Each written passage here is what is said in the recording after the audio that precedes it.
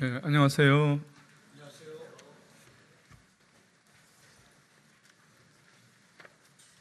어,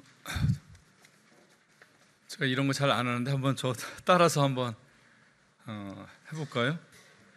자존심은 하나님만 정당하다.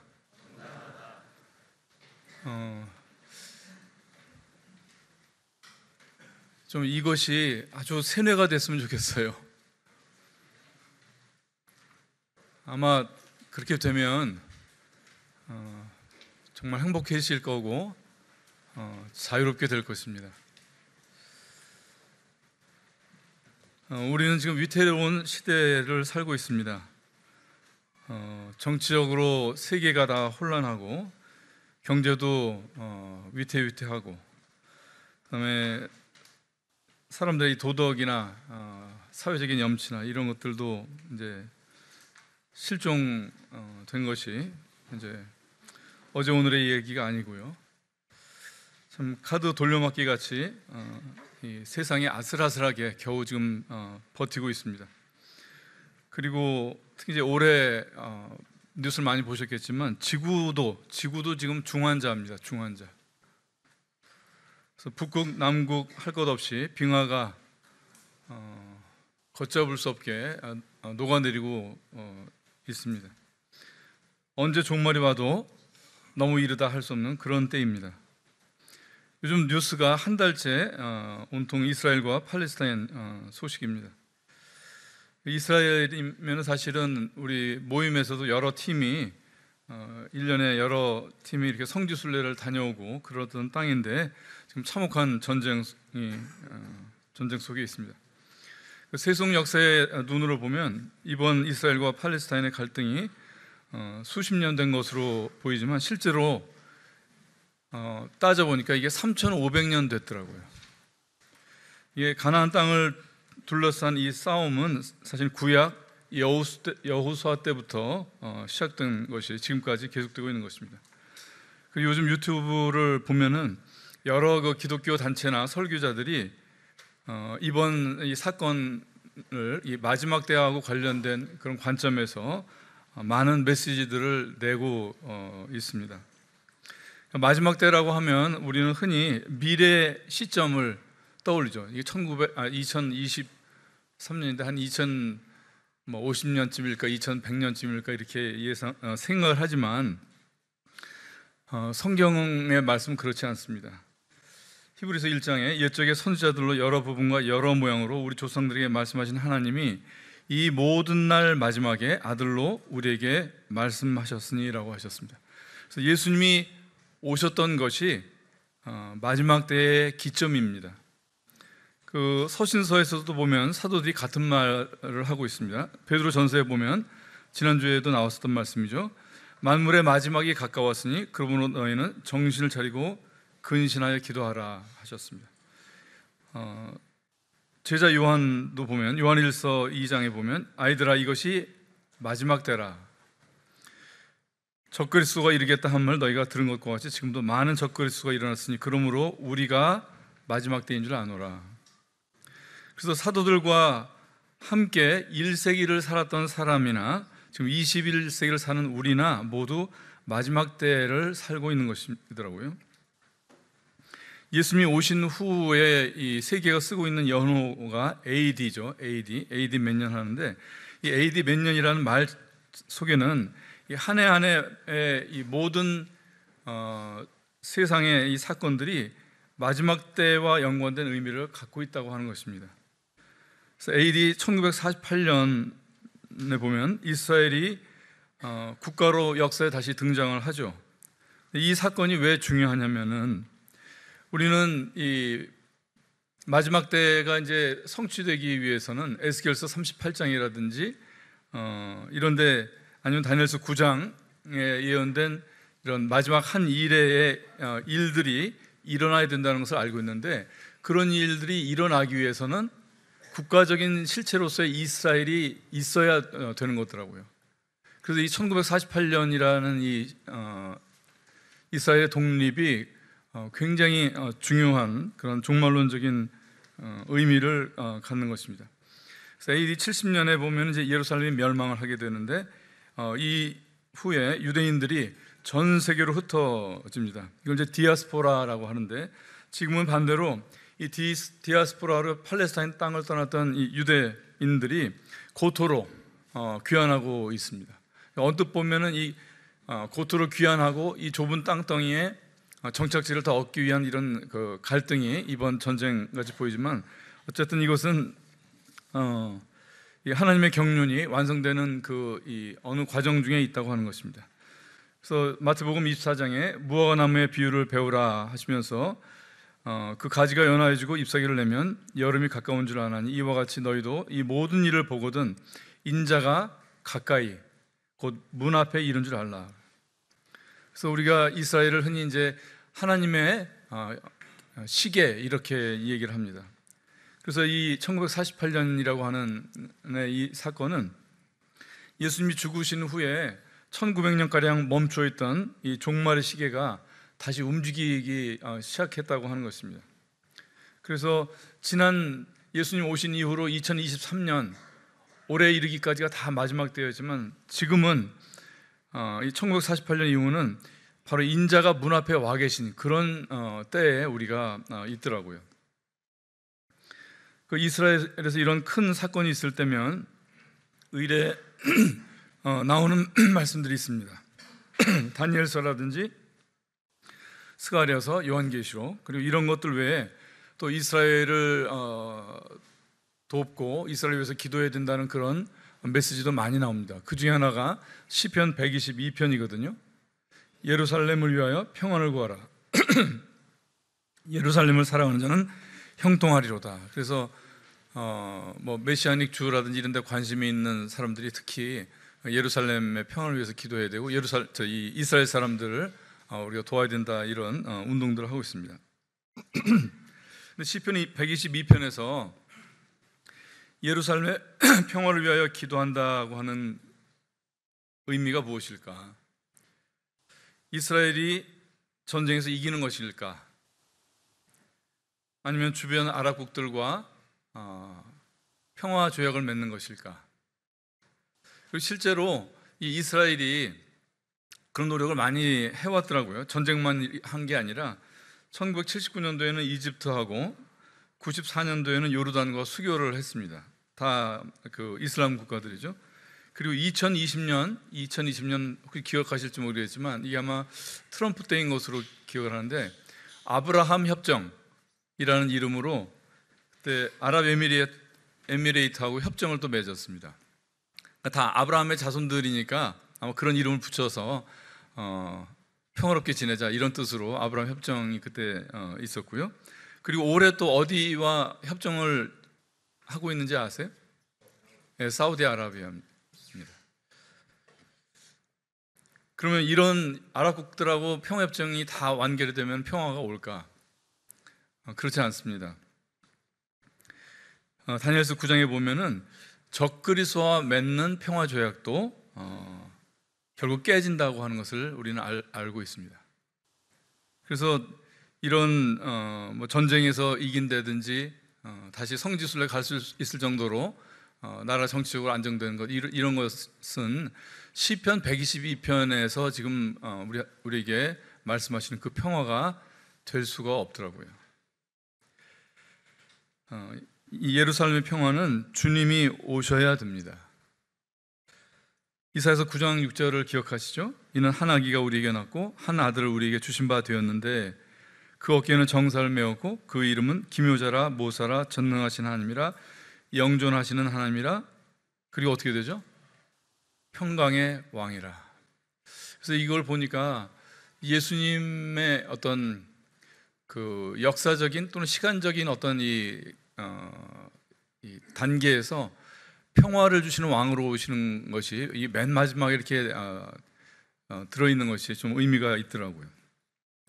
예수님만 평강을 주실 수 있는 분이십니다.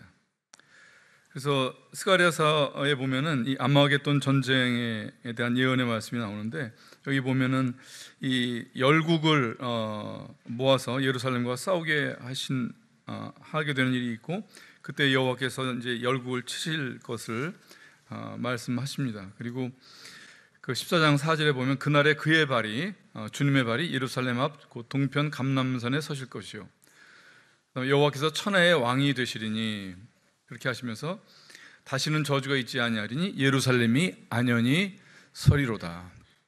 그래서 시편 122편에 우리로 하여금 기도할 것을 말씀하시는 그 평안은 바로 예수님께서 다시 오셔서 이 전쟁이 끝난 것으로 된다고 하는 것을 알 수가 있습니다. 이 주님이 왕 되시는 이 나라 또는 하나님의 나라는 이스라엘만 해당되는 것이 아닙니다. 이 하나님의 나라는 성경 속에서 하나님의 경륜을 이해하는 키워드 중에 하나입니다.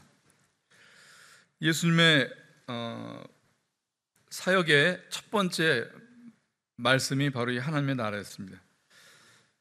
예수께서 갈릴리에 오셔서 하나님의 복음을 전파하여 가르사대 때가 찼고 하나님의 나라가 가까웠으니 회개하고 복음을 믿으라 하셨습니다. 산상수훈이 어떻게 시작하는지 아시죠? 예수께서 눈을 들어 제자들을 보시고 가라사대 가난한 자는 복이 있나니 하나님의 나라가 너희 것이요. 예수님이 많은 병자를 고치셨는데 병만 고치신 것이 아니었습니다. 다시 누가복음 10장에 보면은 거기 있는 병자들을 고치고 또 말하기를 하나님의 나라가 너희에게 가까이 왔다 하라. 제자들에게 이렇게 병만 고치지 말고 하나님의 나라가 가까이 왔다는 것을 전할 것을 명하셨습니다. 주기도문을 누가복음으로 해서 보면은 또 이렇게 되어 있습니다. 예수께서 한 곳에서 기도하시고 마치시며 제자 중 하나가 여쭤오되 주여 요한이 자기 제자들에게 기도를 가르친 것과 같이 우리에게도 가르쳐 주옵소서. 예수께서 이르시되 너희는 기도할 때 이렇게 하라. 아버지여 이름이 거룩히 여김을 받으시오며 나라의 임하옵시며. 나라가 임할 것을 기도하라고 말씀하셨습니다. 그래서 제자들에게 가르치신 기도의 내용에도 빠지지 않은 것이 하나님의 나라였습니다. 니고데모 하신 대화에서 보면 예수께서 대답하여 가라사대 진실로 진실로 네게 이르노니 사람이 거듭나지 아니하면 하나님의 나라를 볼 수 없느니라. 하나님의 나라에 대한 말씀은 부활하신 후에도 이어집니다. 사도행전 1장 3절 해 받으신 후에 또한 저희에게 확실한 많은 증거로 친히 사심을 나타내서 40일 동안 저희에게 보이시며 하나님 나라의 일을 말씀하십니다. 모든 이 대속의 사역을 마치시고 하늘로 승천하시기 전에 하신 것이 부활을 보이신 것하고 그 다음에 말씀하신 것이 하나님 나라에 관해서 말씀하셨다는 것입니다. 이외에도 또 사도행전에 보면은 이 하나님 나라, 바울의 이 마지막 로마에서 이 2년의 생활에서도 그가 한 것이 하나님 나라에 관해서 가르친 것이었습니다.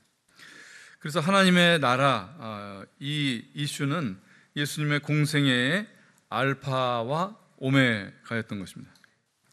하나님의 나라는 우주적이고 거시적인 것만 있지는 않습니다. 성도가 모인 곳도 하나님의 나라가 있습니다. 누가복음 17장에 보면 바리새인들이 하나님의 나라가 어느 때 임하나이까 이렇게 물었을 때 예수님께서 하나님의 나라는 볼 수 있게 임하는 것이 아니요 또 여기 있다 저기 있다고도 못하리니 하나님의 나라는 너희 안에 있느니라. 이 말씀 우리에게 적용하면은 하나님의 나라는 우리 안에 교회 안에 있다고 하는 것입니다.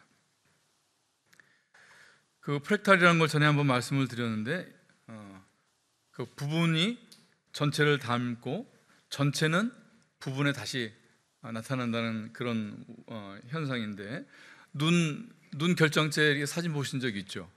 눈 결정체 사진을 보면 육각형인데 그 육각형의 그 밋밋한 그 선을 또 이렇게 확대해서 보면 거기 또 똑같은 육각형이 보이죠? 그리고 거기를 더 확대를 해도 또 똑같은 육각형이 나옵니다. 밋밋하지가 않은 거예요. 같은 것이 계속 반복되는 그런 원리가 있는 것입니다. 그래서 이 거시적인 하나님의 나라를 좁혀서 보면 교회도 하나님의 나라이고 그럼 교회를 좁혀서 여기 있는 우리 각 사람을 들여다보면 어떻게 될까요? 거기도 하나님의 나라가 있습니다. 계시록 1장에 보면은 그 아버지 하나님을 위하여 우리를 나라와 제사장으로 삼으신 그에게 영광과 능력이 세세토록 있기를 원하노라 하셨습니다. 그러니까 성도 개인도, 그러니까 이 큰 그 집합체만 하나님의 나라가 되는 것이 아니라 한 사람도, 나도 하나님의 나라라고 하는 것입니다. 그래서 교회나 성도나 이 말씀들이 주는 그 교훈은 뭐냐면요, 하나님, 우리가 생각하는 그런 거시적인 거대한 하나님의 나라만 하나님의 나라여서는 안 되고, 그걸 좁혀서 교회로 오고, 그걸 더 좁혀서 한 사람 나를 띄워봐도 거기서 하나님의 나라가 보여야 한다고 하는 것입니다. 이 하나님의 나라가 어떤 모습일까에 대해서 오늘 잠깐 말씀을 드리고 싶은데, 지난주에도 잠깐 나왔지만 이 용서에 대해서 좀 말씀을 드리고자 합니다.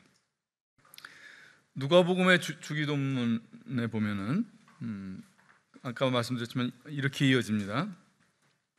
그러니까 나라에 임하옵시며 우리에게 날마다 일용할 양식을 주옵시고, 그 다음에 우리가 우리에게 죄 지은 자를 모든 사람을 용서하오니 우리 죄도 사하여 주옵시고 우리를 심에 들게 하지 마옵소서. 이렇게 이어집니다. 그래서 하나님의 나라는 용서가 있다, 용서가 있는 곳이다, 용서가 있는 사람이라고 하는 것입니다. 이 용서는 거듭난 자의 새로운 본성입니다. 요한복음 20장에 보면 예수님께서 그 제자들에게 나타나셔서 이렇게 하시죠. 너에게 평강이 있을지어다. 아버지께서 나를 보내신 것 같이 나도 너희를 보내노라. 이 말씀을 하시고 저희를 향하여 숨을 내쉬며 가라사대 성령을 받으라. 그리고 이어지는 말씀이 요한복음 20장 23절. 너희가 네 죄든지 사하면 사하여질 것이요 네 죄든지 그대로 두면 그대로 있으리라 하시니라. 주님께서 제자들에게 숨을 불어넣으시면서 하시는 말씀, 성령을 받으라. 그리고 이어서 하시는 말씀이 용서에 대한 것을 말씀하셔요. 그래서 이 성령이 들어온 사람, 성령의 사람의 가장 우선적인, 가장 첫 번째 되는 우선적인 그 특징이 뭐냐면은 사람을 용서한다고 하는 것입니다. 그와 나 사이에 있는 죄를 치우고 그 사람을 대할 수 있는 것. 이 놀라운 능력을 사실은 자연적으로 갖게 되는 사람들이 바로 부모들 아닙니까? 부모가 자식에게 잘못을 치우고 보기 때문에 속이 문드러져도 양육할 수 있는 거예요. 이 용서의 능력이 없으면 어떤 사람이 부모 노릇 할 수 있겠습니까? 하나님 아버지께서 자신을 세상에 보내셨던 것처럼 이제 주님께서 제자들을 세상에 보내셔야 합니다. 이때 바로 용서의 영을 불어넣으신 것이에요. 그래서 우리가 이루고 있는 이 교회가 하나님의 나라가 되기 위해서 꼭 필요한 것이 용서입니다. 우리 얼마나 많은 이 관계들이 사실 용서를 필요로 합니까? 어제까지 좋았다가도 오늘 무슨 일로 해서 섭섭하거나 미워지거나 오해가 생길 수가 있고, 또 그것이 해결됐다 하더라도 그것으로 연구하지 않죠. 또 내일 되면 또 무슨 일로 우리는 그런 일들이 생길 수가 있습니다.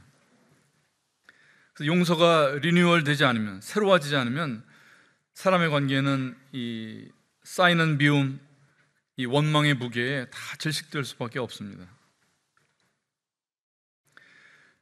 용서가 쉬운 사람은 없죠. 예수님께서 십자가에서 7마디의 말씀을 남기셨죠. 그걸 이제 우리가 가상 7원이라고 하잖아요. 이거 가상 7원의 첫 번째 1언이 뭐죠? 1언이 아버지여 저들의 죄를 사하여 주옵소서.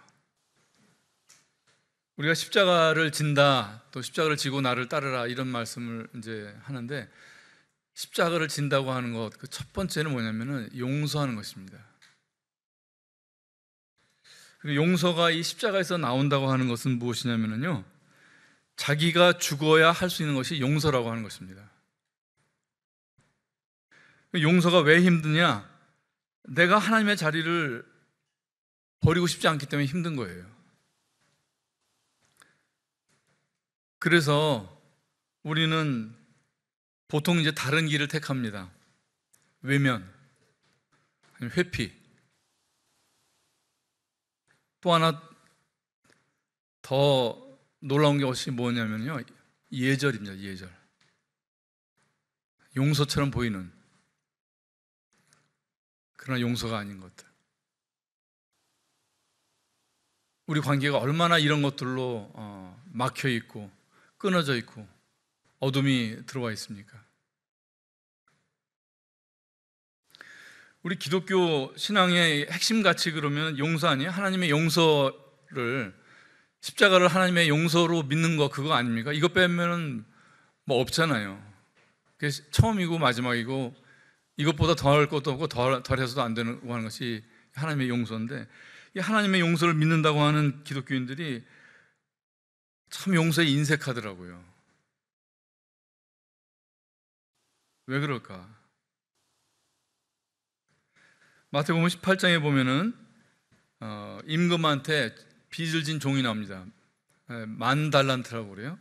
이게 얼마인지는 지금 돈으로 뭐 환산하면 뭐 엄청나게 큰 돈이라고 하는데, 그걸 지금 환산하고 싶지는 않고요. 이 10,000달란트 탕감 받은 이 종이 그 다음에 가가지고 하는 일이 뭐냐면, 100데나리온, 이건 아주 소액인가 봐요. 100데나리온은 100데나리온 빚진 동료 종의 목을 잡아서 흔들고 옥에 집어넣습니다.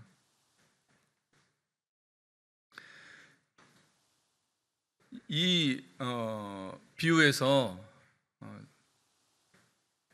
이 10,000달란트는 하나님과 나 사이의 빚의 크기입니다. 그리고 100데나리온은 사람과 사람 사이의 빚의 크기예요. 왜 동관의 죄를 용서하지 못하는가? 하나님께 탕감받은 죄가 100데나리온짜리이기 때문에 그렇습니다. 마태복음의 그 주기도문에 보면 이렇게 되어 있잖아요. 우리가 우리에게 죄 지은 자를 사하여 준 것 같이 우리 죄를 사하여 주옵시고. 이 말씀을 읽으면 마치 하나님의 용서가 내가 하는 공로에 따라서 나를 용서해 준다는 것처럼 들리잖아요. 복음과 반대되는 이야기 아니에요? 근데 왜 이렇게 기도하라고 하셨을까? 참 오랫동안 의문이었는데 이제 좀 철이 드니까 알게 됩니다. 내가 다른 사람을 용서하는 것을 보면, 내가 다른 사람을 용서하는 것을 보고 내게 이루어진 용서의 크기가 확인이 되는 것입니다. 내가 누군가를 용서하지 못하는 것이 있다고 하면 그 용서를 자신이 경험하지 못했기 때문에 그런 것이에요. 그래서 이 용서가 없는 것은 인품의 문제가 아닙니다. 이건 복음의 문제예요. 저는 많은 시간, 아주 오랫동안 사람의 죄성에 대해서는 알았어요. 그러나 죄에 대해서는 잘 몰랐어요. 이게 사실 우리 온 인류가 사단의 미혹 가운데서 잘못된 지식들로 꽉 차 있기 때문에 우리의 이 지식 세계가 사실 시간이 갈수록 알게 되는 것은 엄청난 혼란 속에 있다고 하는 거예요. 엄청난 혼란의 용어들, 개념들 속에 사실 있어요. 이 죄에 대한 문제도 왜 우리가 제대로 회개가 안 되고 제대로 구원이 안 되고 왜 성화가 안 되느냐, 이 출발점에 이 문제들에 다 있더라고요. 우리가 잘못된 개념을 가지고 있는 이 언어들 속에 묶여 있기 때문에 그런 것입니다. 그 오늘 프린트 해드린 거 요거 잠깐 보시면, 전에도 이제 제가 여러 차례 보여드렸던 건데,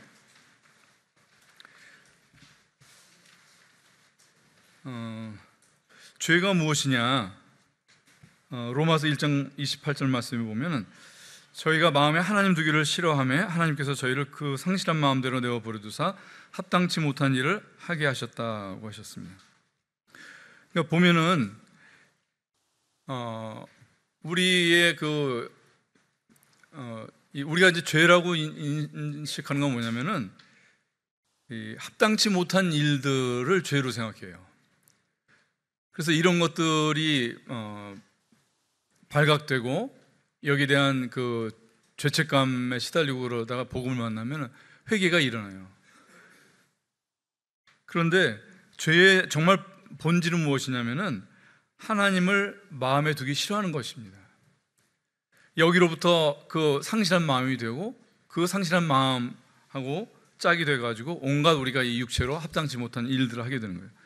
그래서 이 회개는 어떻게 되냐면은 죄로 알고 있는 이 잘못들, 해를 끼친 것, 도덕적으로 문제가 있는 것, 이런 것은 물론이거니와 하나님을 마음에 두기 싫어하고 대신 내 안에 있는 게 뭐냐면은 보암직한, 또 지혜롭게 할 만큼 탐스러운 이 선악과, 이 문제가 이 회개에 포함이 되어야 되는 것이에요.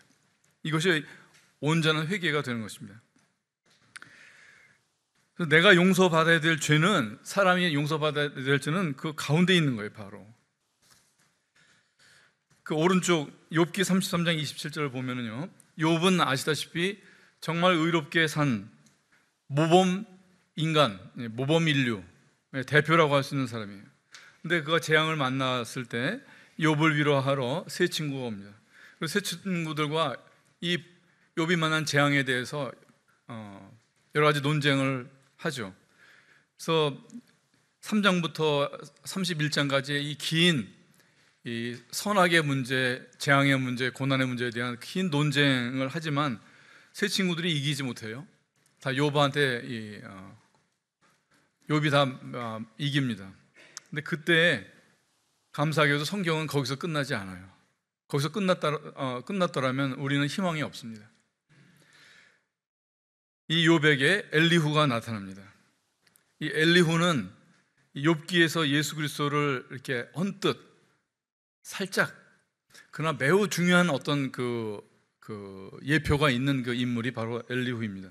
근데 이 엘리후가 욥에게 회개할 것을 알려주는 장면이 바로 33장 27절 말씀이에요. 그가 사람 앞에서 노래하여 이르기를 내가 전에 범죄하였고, 이게 이제 개역성경에는 내가 전에 범죄하여 시비를 받고서나 이렇게 되는데, 이거를 영어로 보면은 이게 독립돼 있어요. 이게 두 가지가, 이게 굉장히 중요합니다. 내가 전에 범죄하였고 and, 그러니까 무엇을 회개해야 되느냐, 범죄하였던 것을 회개하고 그것이 하나 있고, and 뭐냐, 시비를 바꾸었다고 하는 거예요. 이것을 회개할 것을 엘리후가 욥에게 말하는 것입니다. 바로 이 내가 범죄하였고, 이것이 로마서 1장에 나오는 합당치 않은 일들, 아니면 마음에 상실한 것들, 마음에 일어나는 이런 죄들, 이런 문제를 지적하는 것이고요. 시비를 바꾸었으나, 이것이 바로 마음에 하나님 두기를 싫어하는 것에 해당되는 것이 바로 이 시비를 바꾸는 것으로 여기 말씀을 하는 것이에요.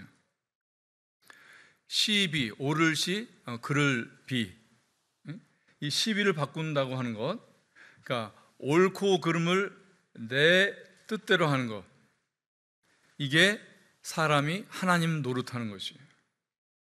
이것이 사람이 회개해야 되는 죄입니다. 그리고 예수님의 피는 이 죄값이에요. 이 죄를 모르면 복음은 100데나리온짜리인 거예요. 그래서 이 복음 가지고 구원받았다고 하는 사람들이 성령의 열매가 안 보일 수밖에 없는 것입니다. 우리가 예수님을 만나는 과정에서 이 범죄하였고, 여기에 회개가 그치는 경우가 많습니다. 그래서 여기 제가 여기 중간에 왼쪽에 나온 거, 죄의 크기와 회개의 크기가 일치하지 않는 것입니다. 그래서 보암직하고 지혜롭고 진지하고 착한 나, 그는 십자가에 죽은 적이 없이 살고 있는 거예요. 제가 오래전에 어떤 분의 그 구원 관증을 들었어요. 전에 십자가에 대해서 듣고 구원 받았다고 그렇게 믿었다고 합니다. 그런데 나중에 알고 보니까 그게 구원이 아니었다고 하시더라고요.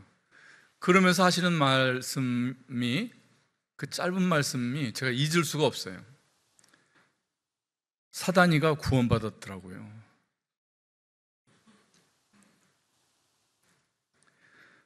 두려울 정도로 정직하고 정확한 고백이었습니다.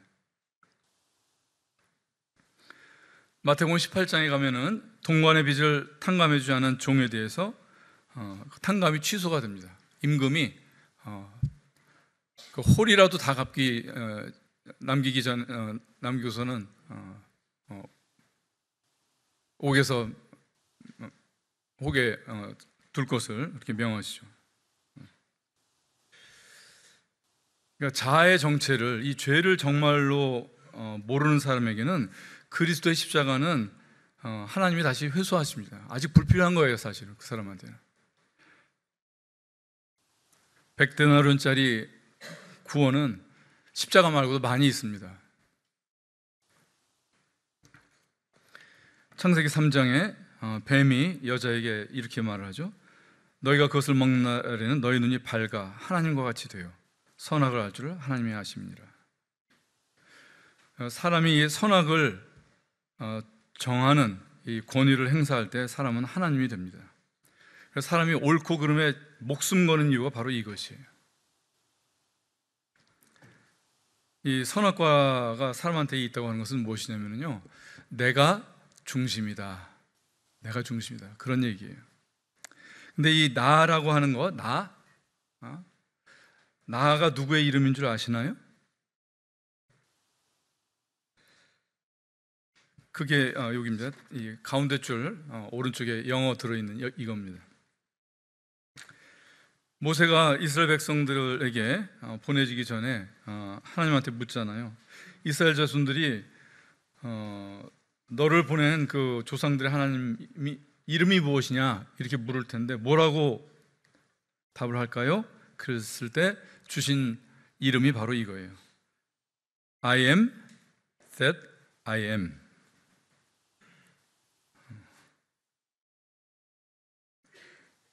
이 하나님의 이름을 이제 우리 성경에서는 이거를 영어권의 사람들은 이거를 어떻게 이해할지 참 궁금해요. 근데 우리말에는 나는 스스로 있는 자니라 이렇게 번역이 되어 있거든요. 그런데 어느 날 이 글자를 가만히 들여다보니까 그러니까 기존에 있었던 번역이라든지 이런 것을 치우고 이 글자를 가만히 들여다보니까 거기에 어떤 읽혀지는 의미가 있더라고요. 하나님은 나이시다. 하나님은 단독자로서의 정체성이 있는 분이다.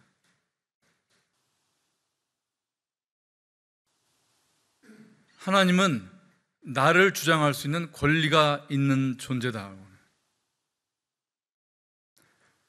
나를 고집해도 부작용이 없는 분은 하나님 한 분이라고 하는 것이에요.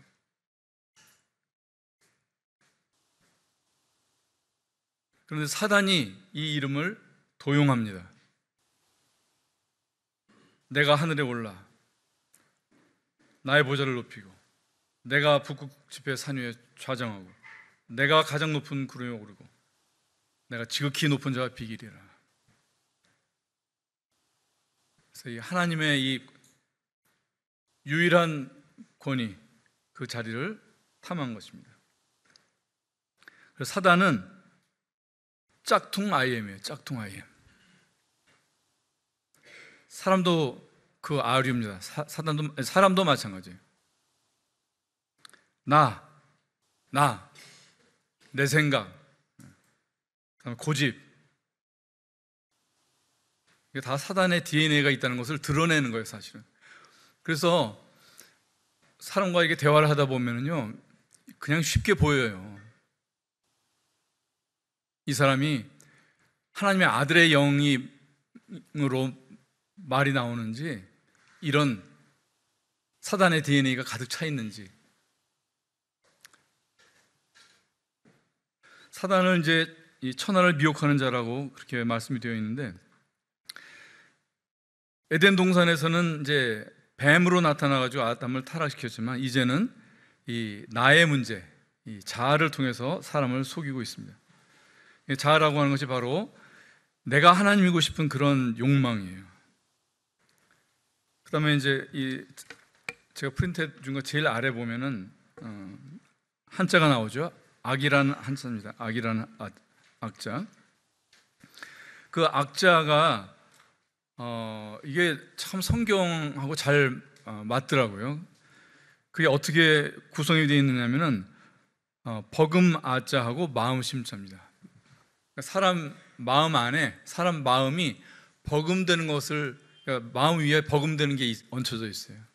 그러니까 사람이 마음으로 하나님 버금가는 것을 섬기는 것, 그것이 악이라고 하는 것이에요.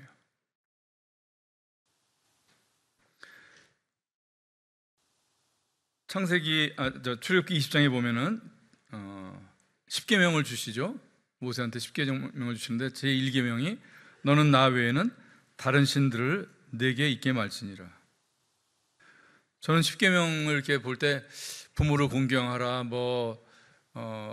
내 이웃의 것을 탐내지 말라, 그런 것에는 좀 가슴이 찔렸는데 1계명은 그냥 지나갔죠. 많은 교회 다니는 사람들이 자기가 1계명을 어기고 있다는 것을 모를 겁니다.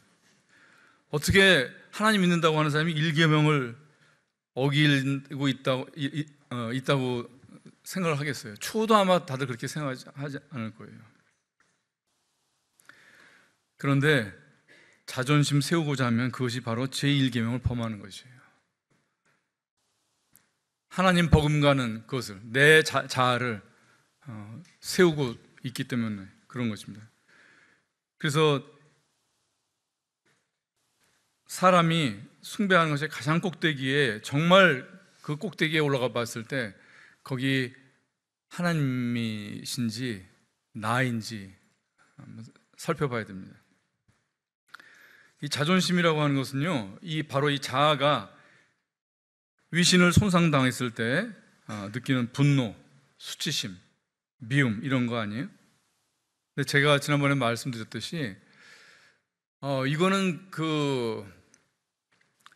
정말 정확히 보셔야 돼요. 이거는 이 머리는 상했지만 이 뱀이 괴로워하고 있는 것이라고 하는 것을 아셔야 됩니다. 복음서에 보면 예수님이 가시는 곳마다 마귀들이 발각이 되고 쫓겨나가죠. 그리고 이 마귀들이 들켰을 때 괴로워하는 모습이 바로 이 자존심의 이 모습하고 똑같아요. 마가복음 9장에는 그 귀신 들린 아이, 예수님이 산에서 내려오셨을 때 그 귀신 들린 아이를 데리고 그 아버지가 오는데, 그 예수님이 오셨을 때 그 귀신이 어떻게 하냐면은 아이를 거꾸러뜨리고 거품을 흘리고 이를 갈게 하고 파리하게 만듭니다. 자존심의 얼굴 아니에요? 예? 거품을 흘리고 이를 갈고 하는 거. 이거 얼굴로는 숨기지만, 그리고 거라사 광인을 통해서 보는 이 모습은 더 흉측하죠. 그 사람은 무덤 사이에 거처하는데 이제는 아무나 쇠사슬로도 맬 수 없게 되었으니 이는 여러 번 고랑과 쇠사슬에 매였어도 쇠사슬을 끊고 고랑을 깨뜨렸음이로라. 그래야 아무도 저를 제어할 힘이 없는지라. 그리고 밤낮 무덤 사이에서나 산에서나 늘 소리 지르며 돌로 제 몸을 상하고 있었더라. 그러니까 한번 자존심이 막 일어나면은요, 쇠사슬도 사람의 이성도 제어하지 못합니다. 늘 소리 지르며 돌로 제 몸을 상하게 한다고 했습니다. 그래서 자존심은요 하나도 이롭지 않아요. 그 자존심의 끝은 뭔지 여기 나오죠? 볼 수 있죠? 자기 학대입니다. 자기 학대.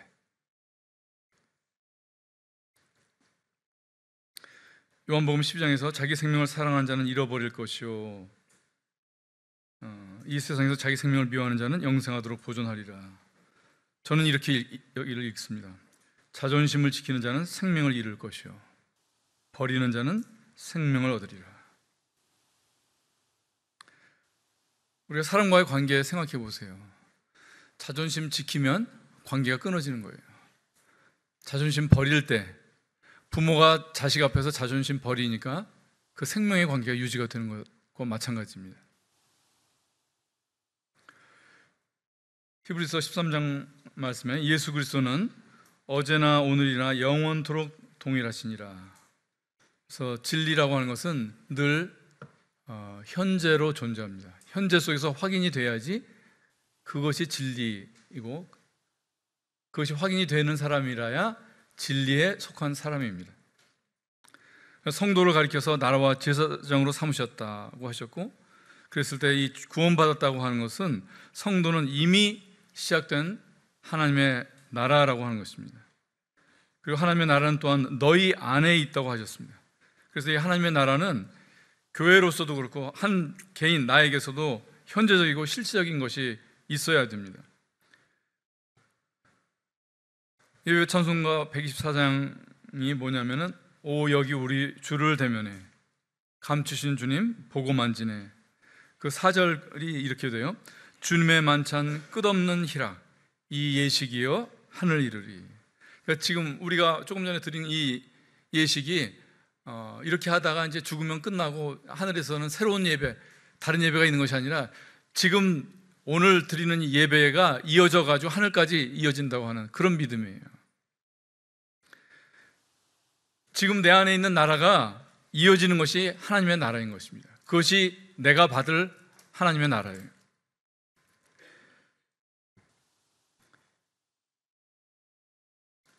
찬송가 이번 주 수요일 수요 모임에서인가요? 찬송가 368장을 불렀는데 제가 좀 이렇게 마음에 들어온 게 있었습니다. 이게 368장이 뭐냐면은 주 예수여 은혜를 내려주사 날 충만케 하옵소서. 이 줄이고 목마른 나의 마음에 주 성령을 부으소서. 이 찬송가인데 이것도 4절이네요. 이 4절에 보면은 가사가 이렇게 돼요. 주 예수여 완전한 사랑 나 받기를 원합니다. 완전한 사랑 받기를 원합니다. 이거 말할 필요가 있는 걸까요? 믿는 자가 하나님의 불완전한 사랑을 받기를 원하나? 이상하잖아요. 근데 이제 잠깐 이 완전한 사랑이라는 것을 이렇게 보면서 저의 지나온 것들의 제 모습을 보니까 이게 좀 이해가 되더라고요. 사람이 완전한 하나님, 이 완전한 사랑을 정말로 원할까요? 정직하게 정말 그걸 원할까요? 제를 돌이켜보니까 안 그런 것 같아요. 사람이 자아가 버티고 있으면요, 이 완전한 하나님, 완전한 사랑을 싫어하더라고요. 순종하게 될까봐, 내 뜻 더 이상 못 부리게 될까봐. 완전한 사랑을 받으면 자아가 있을 공간이 없어지는 거예요.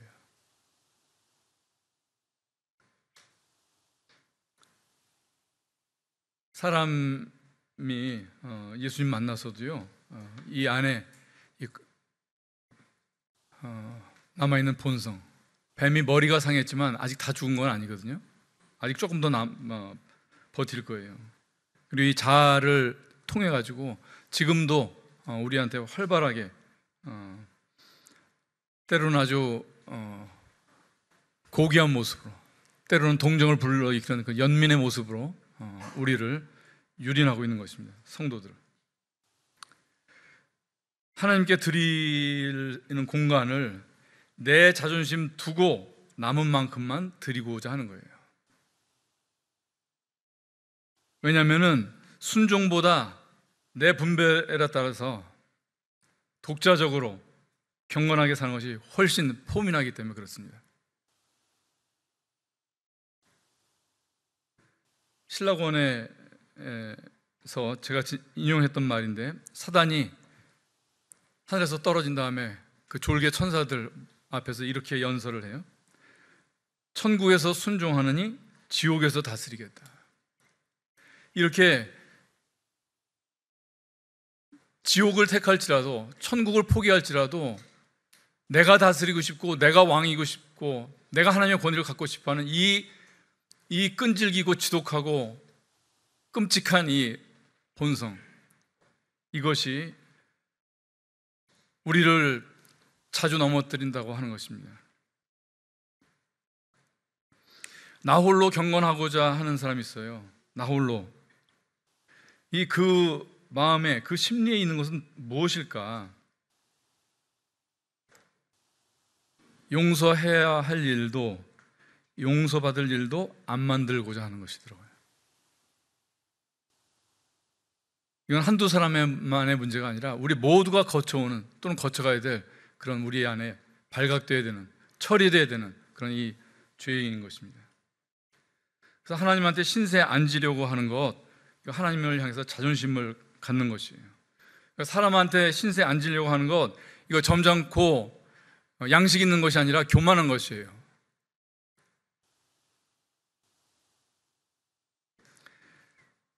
다 같이 마가복음 10장 14절 한번 보겠습니다.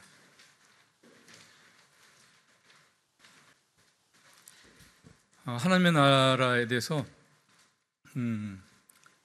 꼭 우리가 또 이런 말씀을 상고할 때 함께 봐야 되는 구절 같아서 여기를 보고 마치려고 합니다.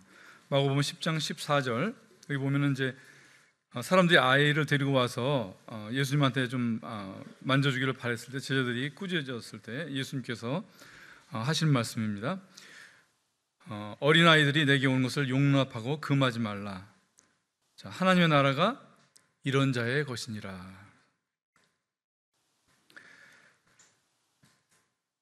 아이들이 왜 행복하죠? 어른보다 가진 것도 없고 뭐 할 수 있는 것도 없고 가지고 놀 수 있는 것도 적고 돈도 없고. 근데 아이들이 행복한가요? 어른들이 행복한가요? 자존심을 지키는 것이 행복할까요? 자존심이 없는 것이 행복할까요? 자존심이 없으면 죽을 것 같이 사람들이 힘들어하거든요. 근데 그거 속는 거라고 제가 말씀드립니다. 속는 거예요. 사람이 정말로 행복해지려면요, 이 자아와 결별하셔야 됩니다. 다른 길은 없어요. 그리고 그렇게 하기 시작할 때 알게 됩니다. 자유가 무엇인지.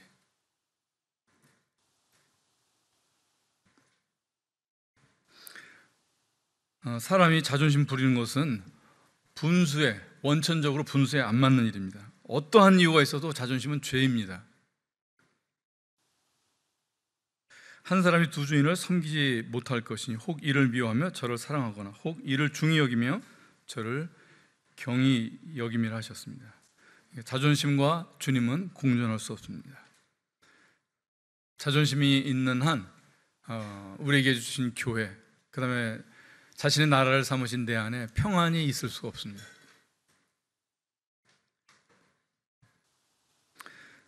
자아와 꼭 결별하시기 바랍니다. 매일같이. 저는 죽는 날 아침에도 그렇게 되기를 그렇게 생각을 합니다. 자아는 개선되지 않습니다. 자아는 십자가에 달리는 것밖에는 길이 없습니다. 이 짝퉁 I am, 이 자아가 바로 이 짝퉁 이 짝퉁 IM이 자아의 이름으로 숨어 있는 한 그 사람은 종교적인 사람은 될지 몰라도 성화는 되지 않습니다. 내가 받은 구원, 내가 한 회개, 이게 10,000달란트짜리인지 한번 자신을 비춰볼 수 있기를 바랍니다. 하나님의 아들의 피로 갚아야 될 정도로 심각한 죄가 무엇인지 우리 광교남부교회 지체들은 다 꼭 눈이 띄어서 알고 이제는 이 교묘한 학대와 굴레로부터 자유로워지기를 정말 바랍니다. 자존심은 하나님만 정당하다.